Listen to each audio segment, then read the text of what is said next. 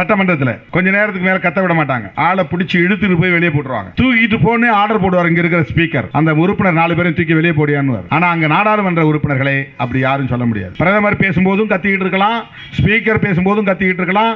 அது அவை மீறல் என்றாலும் கூட நாடாளுமன்ற உறுப்பினர்களின் உரிமை பாதுகாக்கப்பட வேண்டும். அதனால் எதிர்க்கட்சி உறுப்பினர்கள் கோஷம் போடுகிற போது யாரும் டச் பண்ண மாட்டாங்க. இப்பவும் அதே மாதிரி தான் நடந்துச்சு. அந்த வெளில போய் நின்று கோஷம் போட்டாங்க.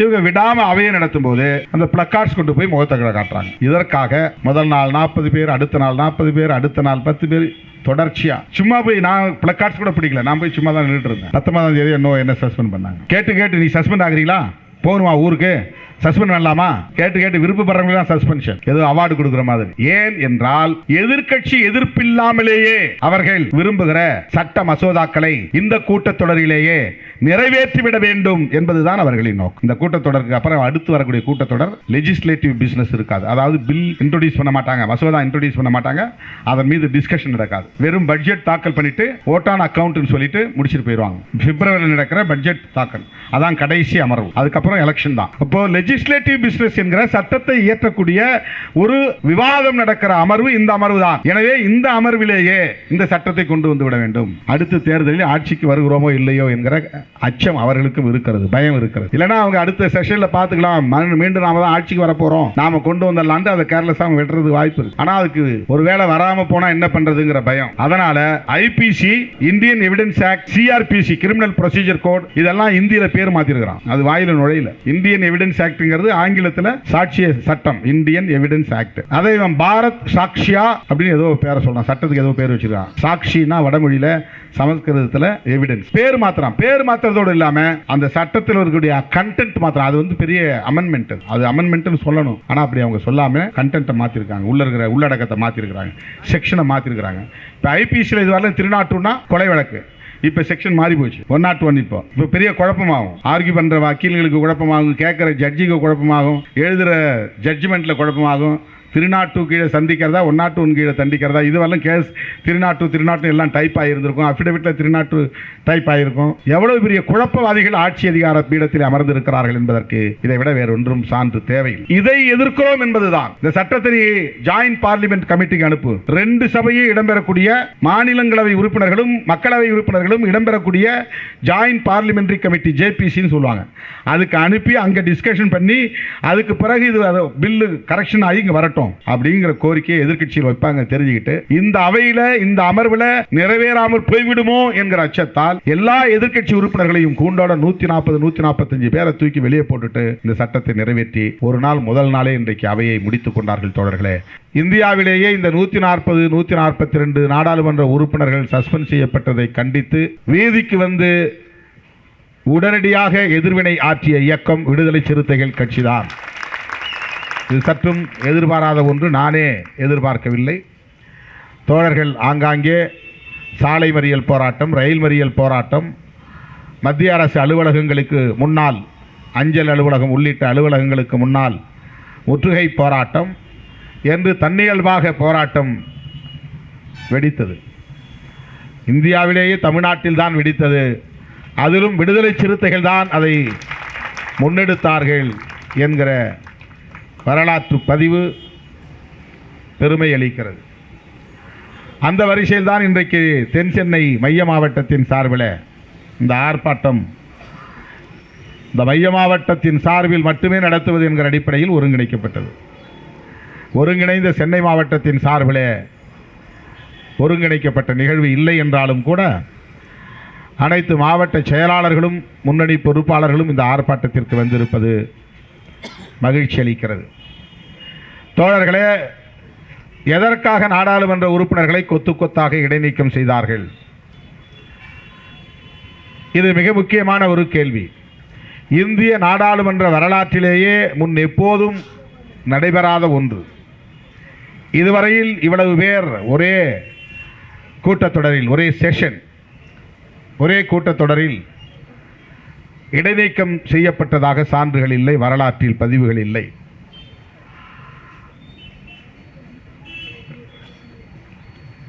உங்களுக்கு நன்றாக தெரியும், 2 பேர் மக்களவையில், லோக்சபாவில் பார்வையாளர்களாக வந்தவர்கள் பார்வையாளர் மாடத்திலிருந்து தாவி குதித்து கைகளில் கொண்டு வந்திருந்த குப்பியை உடைத்து மஞ்சள் வண்ணத்திலே ஒரு புகையை அவையெங்கும் பரப்பச் செய்தார்கள்.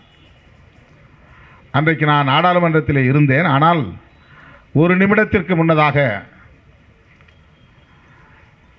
நாடாளுமன்றத்தை ஒட்டியுள்ள அமைச்சர்களுடைய அறை இருக்கிற அந்த வளாகத்தில், லாபி என்று சொல்வார்கள், வராண்டா என்று சொல்வார்கள், அங்கே நோட்டீஸ் ஆஃபீஸ் இருக்கிறது, டேபிள் ஆஃபீஸ் இருக்கிறது, அமைச்சர்களுக்கான அறைகள் இருக்கின்றன. நாம் ஏதாவது முக்கியமான கடிதத்தை பிரதமருக்கோ அல்லது அமைச்சர்களுக்கோ வழங்க வேண்டுமானால் அந்த அமைச்சர்களின் அறைகளுக்கு நேரே சென்று அப்போதே முடிந்தால் அமைச்சர்களை பார்க்க முயற்சிக்கலாம், இருந்தால் பார்த்து விடலாம். ஒரு நாளைக்கு 1 மணி நேரம் அமைச்சர்கள் நாடாளுமன்ற உறுப்பினர்களை பார்ப்பதற்கு நேரம் ஒதுக்குவார்கள். வாரத்தில் ஒரு நாள் ஒதுக்குவார்கள். சில பேர் இருந்தால் எப்போது போய் பார்த்தாலும் பார்ப்பார்கள். அப்படி சில கடிதங்களை தயார் செய்து பிரதமர் அலுவலகத்திலே கொடுக்க வேண்டும், அமைச்சர் அலுவலகத்திலே கொடுக்க வேண்டும் என்று எண்ணி அந்த வளாகத்தில் போய்கொண்டிருந்த போது நான் டிவியை பார்த்து கொண்டே இருக்கிறேன். ஒரு நோட்டீஸ் ஆஃபீஸிலே போய் உள்ளே நுழைந்து, அப்போது மக்களவையில் உள்ளே நுழைந்த ஒரு சில நொடிகளில் மக்களவை காட்சிகளை நான் டிவியிலே பார்க்கிறேன். ஒருவன் தாவி தாவி குதித்து ஓடுவதை பார்க்கிறேன். ஏதோ உள்ளே நடக்கிறது, கலாட்டா நடக்கிறது. ஆளுங்கட்சிக்காரர்களுக்கும் எதிர்கட்சிக்காரர்களுக்கும் ஏதோ பிரச்சனை. யாரோ ஒரு நாடாளுமன்ற உறுப்பினர் தான் அப்படி தாவி தாவி குதிக்கிறார் என்று எண்ணி நானும் தொடர் ரவிக்குமார் அவர்களும் உடனே அந்த அறையிலிருந்து வெளியேறி மக்களவைக்குள்ளே நுழைய முயற்சித்தோம். ஆனால் மக்களவைக்குள்ளே இருந்து எல்லோரும் அலறி அடித்து கொண்டு வெளியே ஓடி வந்தார்கள். உள்ளே போன எங்களை தடுத்தார்கள். போக வேண்டாம், உள்ளே நச்சுப்புகை பாய்சனஸ் கேஸ் பரவுகிறது என்று சொன்னார்கள். அவ்வளவு பேரையும் நாடாளுமன்ற வளாகத்திற்கு வெளியே கொண்டு வந்து விட்டார்கள். என்ன நடந்தது என்று யாருக்கும் தெரியவில்லை. புகை பரவுகிறது, அது நச்சு புகையாக கூட இருக்கலாம், உள்ளே போக வேண்டாம் என்று சொன்னார்கள். ஒரு 5 நிமிடத்திற்கு பிறகு நான் வெளியிலே இருந்தவன் யாரிடமும் சொல்லாமல் பிறகு மறுபடியும் மக்கள் அவைக்குள்ளே நுழைந்து விட்டேன். அங்கே ஒரு 3-4 பேர் தான் துழாவிக் கொண்டிருந்தார்கள், எதையோ பார்த்து கொண்டிருந்தார்கள். எல்லோரும் வெளியேறிவிட்டார்கள். யாரும் ஒரு உறுப்பினர் அமைச்சர் யாரும் இல்லை. அங்கே வேலை செய்து கொண்டிருந்த காவலர்கள் பணியாளர்கள் சிலரை சந்தித்து என்ன நடந்தது என்று கேட்டபோது தான் உண்மை தெரிந்தது. 1 மணிக்கு அது நடந்தது. 1:05 அல்லது 1:06 அந்த அளவிலே நான் உள்ளே போய் நுழைந்து பார்க்கிறேன். புகை கொஞ்சம் பரவிக்கொண்டு மஞ்சள் நிறத்திலே புகை இன்னும் போய்கொண்டிருந்தது, நெடி அடித்தது. அதிலே ஒருவன் சொன்னான், பிஜேபி எம்பி, மைசூரை சார்ந்த எம்பி பிரதாப் சிம்ஹா என்பவர் பரிந்துரைத்த பாஸ் மூலம் 2 பேர் உள்ளே வந்திருக்கிறார்கள். அவர்கள் உள்ளே குதித்து இந்த குப்பியை உடைத்தார்கள். இப்படி ஒரு புகை பரவிவிட்டது. அவர்களை போலீஸ், அதாவது நாடாளுமன்ற காவலர்கள் பிடித்து கொண்டு போய்விட்டார்கள் என்று சொன்னார்கள். அதன் பிறகுதான் நான் வெளியே வந்தேன். இதுதான் நடந்தது. எதற்காக அவர்கள் உள்ளே வந்தார்கள்? ஏன் அந்த மஞ்சள் நிற புகையை கக்குகிற குப்பிகளை உடைத்தார்கள்? எப்படி அதை உள்ளே கொண்டு வந்தார்கள் என்கிற கேள்வி. இந்த கேள்வி ஆளுங்கட்சிக்காரனுக்கும் எழ வேண்டும். அதுதான் நியாயமானது. இதில் ஆளுங்கட்சி எதிர்க்கட்சி என்ற பாகுபாடு இல்லை. யாராயிருந்தாலும் எப்படி பாதுகாப்பு சோதனைகளை மீறி ஒருவன் புகை கக்குகிற குப்பியை, கண்டெய்னர், ஏதோ ஒரு பாட்டில் அல்லது ஒரு கண்டெய்னர், அதை கொண்டு வந்தான். சோதனை 3-4 இடத்துல நடக்கிறது. மெயின் கேட், பாராளுமன்றத்தை சுற்றி 4 வகை திசையிலும் கேட் இருக்குது. வடபுறத்தில் இருக்கக்கூடிய கேட் வழியாக தான் இப்போ எல்லாம் பெரும்பாலும் நாம் வரோம். அந்த கேட்டுக்கிட்ட செக் பண்ணுறாங்க. அதை முடிச்சுட்டு உள்ளே வர்ற இடத்துல, பார்லிமெண்ட் பில்டிங்கில் ஏறுற இடத்துல செக்யூரிட்டி செக் இருக்குது, அங்கே பார்க்குறாங்க. அதை முடிச்சுட்டு லோக்சபாவில் நுழையும் போது ஒவ்வொரு என்ட்ரிலையும், நுழைவாயிலையும், பாராளுமன்றத்துக்கு நுழையிறதுக்கு நிறைய வாசல் இருக்குது, அந்த இடத்துல செக்யூரிட்டி இருக்காங்க, பார்லிமெண்ட் செக்யூரிட்டி. அவங்களும் பார்த்து தான் உள்ளே விடுறாங்க. பார்வையாளர்களை மேலே அனுப்பணும்னா அங்கே செக்யூரிட்டி இருப்பாங்க. அந்த பார்வையாளர் மாடத்துக்குள்ளேயே செக்யூரிட்டி இருப்பாங்க. இவ்வளவு பாதுகாப்பை மீறி ஒருவன் கையில் அந்த புகையை கொண்டு வந்து, அதுவும் மேலே இருந்து ஒரு 15 அடி உயரத்திலிருந்து கீழே குதித்து கோஷம் எழுப்பியிருக்கிறான் இந்தியிலே. எதேச்சதிகாரம் எடுபடாது, உன்னுடைய சர்வாதிகாரம் எடுபடாது. இதுதான் முழக்கம். 2 பேர் உள்ளே முழக்கம் விட்டிருக்கிறான், 4 பேர் வெளியிலே அதே முழக்கத்தை எழுப்பியிருக்கிறார்கள். அதே புகையை பரப்பி இருக்கிறார்கள். அதே கண்டெய்னர் போட்டு உடைச்சிருக்கிறாங்க. அந்த கேட்டில் இருக்கக்கூடிய செக்யூரிட்டி செக் பக்கத்திலேயே அது நடக்கிறது. 2ஐயும் ஒரே நேரத்தில் தொலைக்காட்சிகளில் ஒளிபரப்புகிறார்கள். பாதுகாப்பு குறைபாடு என்பது எதிர்க்கட்சிகளின் பார்வை மட்டுமா? ஆளுங்கட்சிக்கும் அந்த பார்வை தானே இருந்தாக வேண்டும். குடிமக்கள் ஒவ்வொருவருக்கும் அந்த பார்வை இருந்துதானே ஆக வேண்டும். இந்தியாவின் தலைவிதியை தீர்மானிக்கக்கூடிய ஒரு உயர்ந்த பீடம்தான் நாடாளுமன்றம். உச்சபட்சமான இடம் அது. இந்தியாவின் தலைவிதினா தலையாய விதியை, அரசு அமைப்பு சட்டத்தை நடைமுறைப்படுத்துகிற ஒரு அவை அது. புதிய புதிய சட்டங்களை இயற்றுகிற அவை அது. நாட்டை ஆளுகிற மன்றம் தான் நாடாளுமன்றம். நாட்டை ஆளுகிற உறுப்பினர்கள் தான் நாடாளுமன்ற உறுப்பினர்கள்.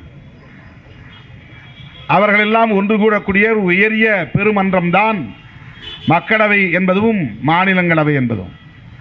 அந்த இடத்திலேயே பாதுகாப்பு இல்லை என்று சொன்னால் நாட்டின் பிற பகுதிகளில் எப்படி பாதுகாப்பை உறுதிப்படுத்த முடியும்? இந்த கேள்வி இந்திய நாட்டின் குடிமகன் ஒவ்வொருவருக்கும் எழ வேண்டிய கேள்வி. பிரதமருக்கும் அந்த கேள்வி எழ வேண்டும், உள்துறை அமைச்சருக்கும் அந்த கேள்வி எழ வேண்டும், அனைத்து ஆளுங்கட்சி உறுப்பினர்களுக்கும் அந்த கேள்வி எழ வேண்டும். ஆனால் எதிர்க்கட்சிகள் அந்த கேள்வியை எழுப்புகிற நிலையில் அதற்கு அவர்கள் பதிலளிக்கவில்லை என்பதை விட அவ்வளவு பேரையும் கூண்டோடு வெளியேற்றி இருக்கிறார்கள். என்ன கோரிக்கை? சம்பவம் நடந்தது முதல் வாரம். 2வது வாரத்திலிருந்து நாம் வைக்கிற கோரிக்கை 2 கோரிக்கை தான். ஒன்று, பார்லிமெண்ட் செக்யூரிட்டி பிரீச், பாதுகாப்பு கேள்விக்குள்ளாகி இருக்கிறது, அது பற்றி விவாதிக்க வேண்டும். ஒரு ஜனநாயக சக்தி யாராக இருந்தாலும் இந்த கோரிக்கையை ஏற்றுக்கொள்வார்கள். அந்த இடத்தில் ஒரு ஜனநாயக சக்தி பிரதமராக இருந்தால் ஒரு 3 மணி நேரமாவது அதை விவாதிப்பதற்கு அனுமதித்திருப்பார். அல்லது ஸ்பீக்கர், நாடாளுமன்ற அவையை நடத்தக்கூடிய தலைவர் ஒரு ஜனநாயக சக்தியாக இருந்தால் ஒரு 3 மணி நேரமாவது அதுக்கான நேரத்தை ஒதுக்கி விவாதிக்க சொல்லியிருப்பார். விவாதிக்க வேண்டிய ஒன்று. எப்படி பாதுகாப்பு பலவீனமாக இருந்தது, இதில் ஆளுங்கட்சியை விமர்சிப்பார்கள் என்பதற்காக விவாதிக்காமல் இருக்க முடியாது. ஏனென்றால் இது நாடாளுமன்றத்தின் பாதுகாப்போடு தொடர்புடையது, நாடாளுமன்ற உறுப்பினர்களின் பாதுகாப்போடு தொடர்புடையது. நாடாளுமன்ற பாதுகாப்பு என்பதுதான் நாட்டின் பாதுகாப்பு. நாடாளுமன்றத்திற்கே பாதுகாப்பு இல்லை என்று சொன்னால் பிறகு எப்படி இந்த நாட்டை பாதுகாக்கப் போகிறோம்? எந்த இடத்திலே இந்த குறைபாடு நேர்ந்தது? அந்த 2 பேருக்கு பாஸ் வழங்க சொல்லி உள்ளே நுழைவதற்கான அனுமதி சீட்டு வழங்குவதற்கு பரிந்துரைத்தவர் ஒரு நாடாளுமன்ற உறுப்பினர் தனக்கு நம்பிக்கையானவர்களுக்கு உள்ளே நுழைவதற்கான அனுமதி சீட்டு வழங்க பரிந்துரைக்கலாம். சேம் டே பாஸ் என்று ஒன்று இருக்கிறது. இன்றைக்கு காலையிலே கொடுத்து இன்றைக்கே வாங்கி இன்றைக்கே உள்ளே போய் பார்ப்பது. நெக்ஸ்ட் டே பாஸ், இன்றைக்கு விண்ணப்பித்தால் அடுத்த நாள் பார்ப்பதற்கு அனுமதி வழங்குவது. ஹோல் டே பாஸ், ஒரு நாள் முழுவதும் உள்ளே இருந்து பாராளுமன்றத்தை சுற்றி பார்ப்பது, பல இடங்களுக்கு சென்று பார்ப்பது. இப்படியெல்லாம் சில வழிமுறைகளை வைத்திருக்கிறார்கள். ஒரு நாடாளுமன்ற உறுப்பினர் 2 பேருக்கு தான் வழங்க முடியும். சேம் டே என்றால் ரொம்ப கடினமானது, உடனே தரமாட்டார்கள். அது ஆளுங்கட்சி உறுப்பினருக்கும் உண்டு, எதிர்க்கட்சி உறுப்பினருக்கும் உண்டு, யாராக இருந்தாலும் எல்லோருக்கும் உண்டு. என்னிடத்தில் யார் கேட்டாலும் நான் கையெழுத்து போட்டு கொடுத்து விடுகிறேன். பாராளுமன்றத்தில் வேலை செய்யக்கூடியவர் அண்ணா சார் இதில் ஒரு கையெழுத்து போடு, என்ன ஒரு பாஸ், யார் என்ன எதுவும் கேட்கறது கிடையாது, போட்டுருவோம். ஒரு நம்பிக்கை தான். யார் நம்மை தவறாக பயன்படுத்த போகிறார்கள், யார் இங்கே உள்ளே நுழைந்து விட போகிறார்கள் என்கிற ஒரு பாசிட்டிவ் திங்கிங், ஒரு நேர்மறையான அணுகுமுறை. எல்லாவற்றையும் சந்தேகப்பட தேவையில்லை, சந்தேகப்பட்டு யாருக்கும் உதவாமல் தவிர்க்கக்கூடாது. ஒரு பாஸ் தானே நம்மால் முடிஞ்சது என்று கையெழுத்து போடுகிறோம். ஒருவேளை அப்படி அந்த பிரதாப் சின்ஹா கொடுத்திருக்கலாம், நாம் அதை குறை சொல்லவில்லை. ஆனால் அது விவாதிக்க வேண்டுமா இல்லையா? விவாதிக்கப்பட வேண்டிய ஒன்றா இல்லையா? அனுமதி சீட்டு தந்தவன் பிஜேபி காரன். வந்த 2 பேரும் பிஜேபி காரனா அல்லது வேற ஆளா, தனி ஆளா, பொது ஆளா தெரியாதல்லவா? அதை விசாரிக்க வேண்டும், அதை பற்றி விவாதிக்க வேண்டும். இதுவரையில் பிரதாப் சிம்ஹாவை கூப்பிட்டு அவர்கள் விசாரிக்கவில்லை. அதைவிட பெரிய கொடுமை என்னவென்றால், நாடாளுமன்றம் காலை அமர்வு தள்ளி வைக்கப்பட்டால் 2 மணிக்கு மீண்டும் மாலை அமர்வு, பிற்பகல் அமர்வு தொடங்கும். இடையில லஞ்ச் டைம் 1 மணி நேரம். பெரும்பாலான நேரங்களில் லஞ்ச் டைம் கொடுக்க மாட்டாங்க, கண்டினியூஸாக நடந்துக்கிட்டே இருக்கும். விரும்புகிறவங்க வெளியே போய் சாப்பிட்டு வந்து உட்காந்துக்கலாம். நள்ளிரவு 1 மணி வரையில் நடக்கும், 2 மணி வரையில் நடக்கும். ஒவ்வொரு முறையும் அனுமதி பெற்று நீட்டிப்பார்கள், அவை காலத்தை நேரத்தை நீட்டிப்பார்கள். 1 மணிக்கு இந்த சம்பவம் நடக்கிறது. அவை முழுக்க மஞ்சள் புகை பரவுகிறது. நாடாளுமன்ற உறுப்பினர்கள் அனைவரும் அலறி அடித்துக் கொண்டு வெளியே ஓடுகிறார்கள். கண் எரிச்சல் என்கிறார்கள், மூக்கு எரிச்சல் என்கிறார்கள், நச்சு புகையோ என்று அச்சப்படுகிறார்கள். இந்த நிலையில் 2 மணிக்கு மறுபடியும் அந்த அமர்வை கூட்ட வேண்டிய தேவை என்ன வந்தது? இது எவ்வளவு பெரிய கேள்வி. ஸ்பீக்கர் ஓம் பிர்லா 2 மணிக்கு வந்து உட்கார்கிறார். 1:15க்கு தான் அது அந்த பரபரப்பு முடிகிறது. 1:30 மணிக்குத்தான் அவரை அழைத்து கொண்டு போகிறார்கள். அதுவரையில் யாரும் செக்யூரிட்டி வெளியிலிருந்து வரவில்லை. அவர்களை மடக்கி பிடித்ததே நாடாளுமன்ற உறுப்பினர்கள் தான், எதிர்க்கட்சி உறுப்பினர்கள் தான். பார்லிமெண்ட் செக்யூரிட்டி கூட வந்து பிடிக்கவில்லை. இவர்கள் அடித்து உதைத்து கொண்டு போய் ஒரு இடத்திலே வைத்திருக்கும் போதுதான் வந்து அவர்கள் அழைத்து போகிறார்கள். எவ்வளவு பலவீனமாக இருக்கிறது இந்த ஆட்சி நிர்வாகம், பாதுகாப்பு தொடர்பாக என்பதை புரிந்து கொள்ள வேண்டும். 2 மணிக்கு கூட்டத்தை கூட்டுறார் ஓம் பிர்லா.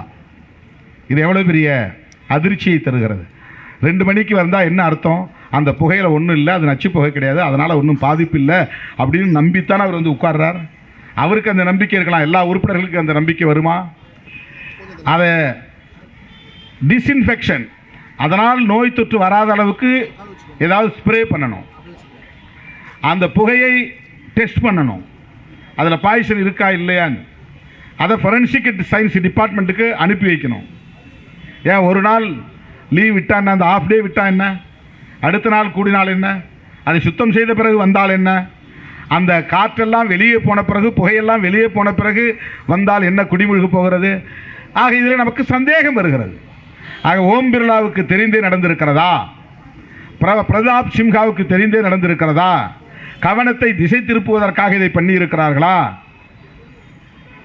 அவர்கள் விரும்புகிற சட்ட மசோதாக்களை நிறைவேற்ற வேண்டும் என்பதற்காக செய்திருக்கிறார்களா என்றெல்லாம் கேள்வி எழுகிறது.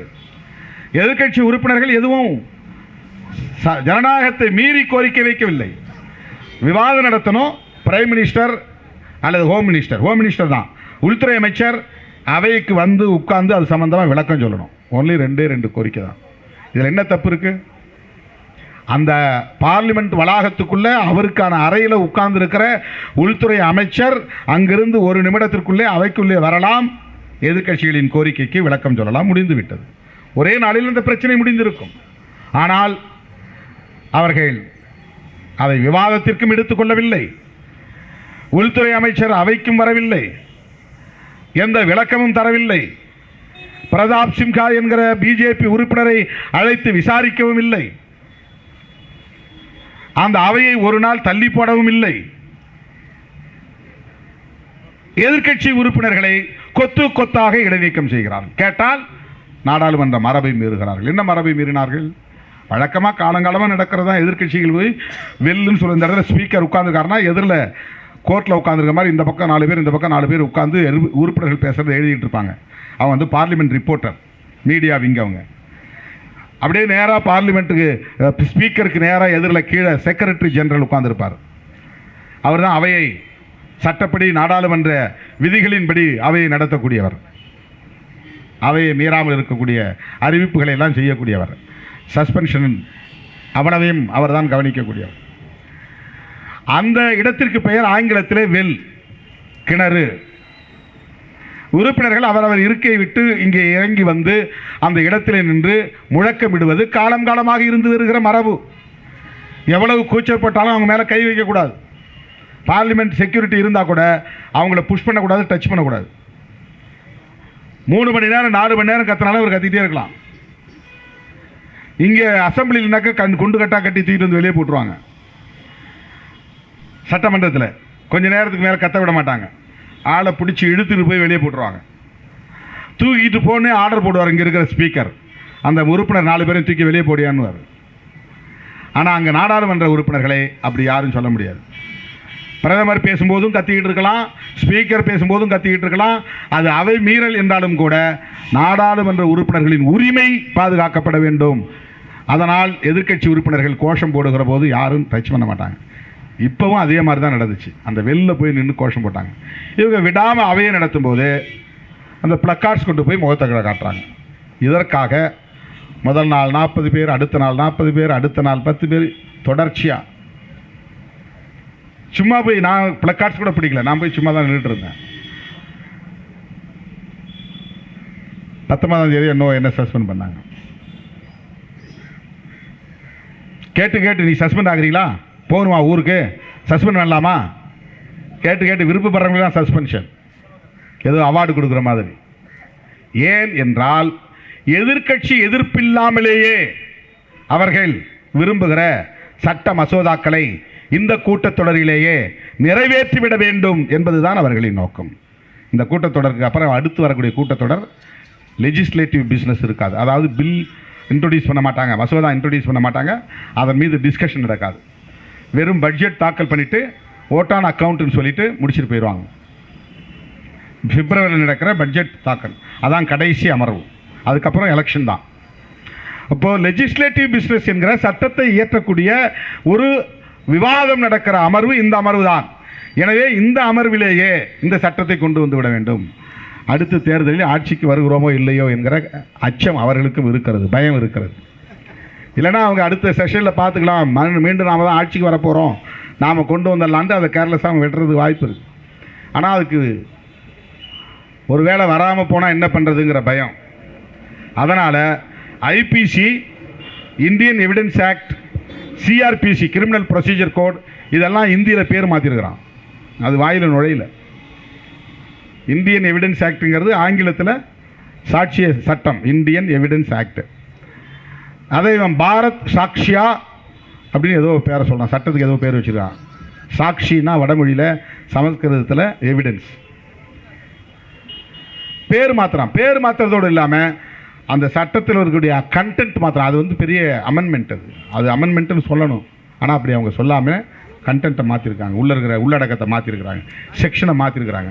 இப்போ ஐபிசியில் இது வரலாம் திருநாட்டுன்னா கொலை வழக்கு, இப்போ செக்ஷன் மாறி போச்சு,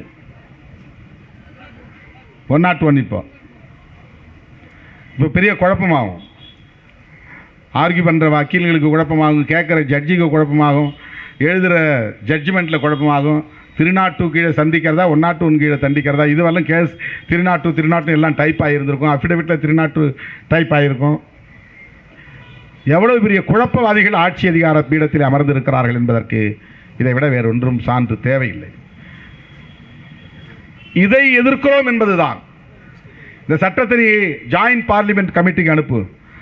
2 சபையை இடம்பெறக்கூடிய மாநிலங்களவை உறுப்பினர்களும் மக்களவை உறுப்பினர்களும் இடம்பெறக்கூடிய ஜாயின்ட் பார்லிமெண்ட்ரி கமிட்டி, ஜேபிசின்னு சொல்லுவாங்க, அதுக்கு அனுப்பி அங்கே டிஸ்கஷன் பண்ணி அதுக்கு பிறகு இது பில்லு கரெக்ஷன் ஆகி இங்கே வரட்டும் அப்படிங்கிற கோரிக்கையை எதிர்க்கட்சியில் வைப்பாங்க. தெரிஞ்சுக்கிட்டு இந்த அவையில், இந்த அமர்வில் நிறைவேறாமல் போய்விடுமோ என்கிற அச்சத்தால் எல்லா எதிர்க்கட்சி உறுப்பினர்களையும் கூண்டோட 140-145 பேரை தூக்கி வெளியே போட்டுட்டு இந்த சட்டத்தை நிறைவேற்றி ஒரு நாள் முதல் நாளே இன்றைக்கு அவையை முடித்து கொண்டார்கள். தோழர்களே, பாசிச அரசின் இந்த எதேச்சதிகார போக்கு ஜனநாயகத்திற்கு புறம்பானது, அரசமைப்பு சட்டத்திற்கு எதிரானது, வெகு மக்களுக்கு விரோதமானது. ஆகவேதான் இந்த ஆட்சி தொடரக்கூடாது. பிஜேபி மீண்டும் ஆட்சி அதிகாரத்திற்கு வந்துவிடக்கூடாது. அவர்களை புறமுதுகிட்டு ஓடச் செய்ய வேண்டும், அவர்களை வீழ்த்த வேண்டும் என்கிற அடிப்படையில் தான் இந்தியா கூட்டணி உருவாகி இருக்கிறது. இந்தியா கூட்டணியை வெற்றி பெறச் செய்ய வேண்டியது விடுதலை சிறுத்தைகளின் கடமை. தமிழ்நாட்டில் 40க்கு 40 நாம் வென்றாக வேண்டும். அதற்கு அச்சாரம் அமைக்கிற மாநாடு தான் தற்போது தள்ளி போயிருக்கிறது இந்த மழை வெள்ளத்தால். ஏற்கனவே சென்னை உள்ளிட்ட 11 மாவட்டங்கள் பாதிக்கப்பட்டதனால் தள்ளி வைத்தோம். தற்போது 4 மாவட்டங்கள் மிக கடுமையாக பாதிக்கப்பட்டிருக்கிற நிலையில 29 இந்த மாநாட்டை நடத்த முடியாத ஒரு சூழல். இந்த நெருக்கடியை பொறுத்து கொண்டு தோழர்கள் ஒத்துழைக்க வேண்டும். பெரும்பாலும் பொங்கலுக்கு பின்னர் ஜனவரி இறுதியிலே இந்த மாநாடு இன்னும் வீரியத்தோடு இன்னும் பன்மடங்கு வீரியத்தோடு மிக பெரும் மாநாடாக, இந்திய நாடே வியந்து பார்க்கிற ஒரு மாநாடாக, வெற்றிகரமான மாநாடாக, இந்தியா கூட்டணியின் அச்சாரத்தை பதிவு செய்கிற ஒரு மாநாடாக, கூட்டணியை உறுதிப்படுத்துகிற அச்சார மாநாடாக இந்த மாநாடு அமையும் என்பதை சொல்லி மாநாட்டில் சந்திப்போம். வழக்கறிஞர்களின் போராட்டத்திற்கு அனைவரும் வாருங்கள் என்று சொல்லி முடிக்கிறேன். நன்றி, வணக்கம்.